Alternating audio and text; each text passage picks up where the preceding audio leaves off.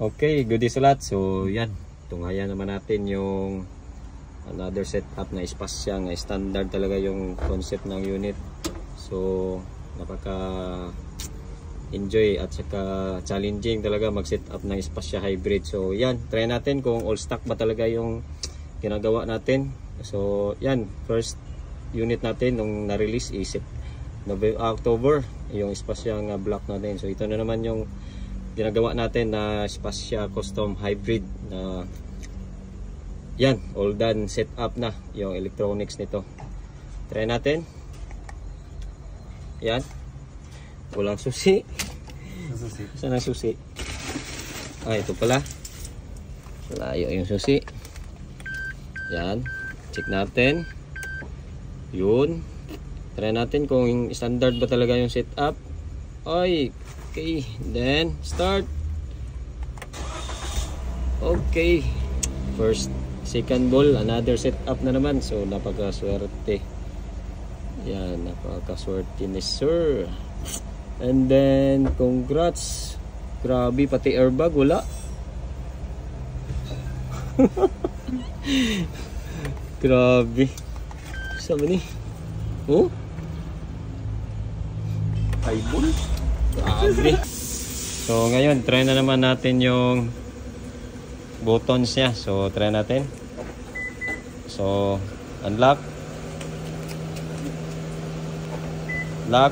So yan, standard. Unlock. Yan, lock. Okay, so try na naman natin yung buttons kung gagana ba ito. So hindi natin pipindutin, push lang natin. Gawas ng kamote. Wow, yan. Function talaga, oh. Yan. Yan.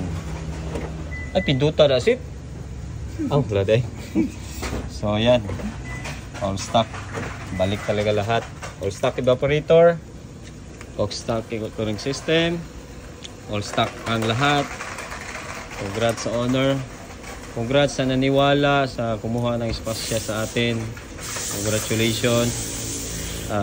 Dito is hindi namin pinipilit yung meow conversion kasi dito kailangan yung bugso ng damdamin, pero dami nang nagtatanong bakit ngayon lang daw yung meow conversion. Pero yan nga, sorte lang talaga. So yung naka-meow na ng mga unit is na-enjoy na nila. Wala silang naramdaman o wala silang na pagdaanan na sa dating conversion is yung mga common issue. So ito, another setup, yung conversion. So Spasya Custom Hybrid. So yan. And then tapos na natin na-convert yung steering yan. Yan. Ayos. Congrats owner. Yan. Unlock. Unlock. So hindi talaga masasayang yung pera mo sa amin kasi ginagawa talaga namin yung standard procedure. Then wala talaga shortcut. Medyo mahirap sa amin nung una, pero ngayon nasanayan na namin, so hindi na kami naghirap. So sa una lang talaga yung setup na medyo mahirap. Yung ngayon standard na lahat. Walang nasayang sa specs ng unit. Kahit sa parts, evaporator, cooling system, walang nagalaw. So hindi ito magic. Totoo ito, huwag nyo na lang pansinin yung mga alikabok. So congrats, another setup success.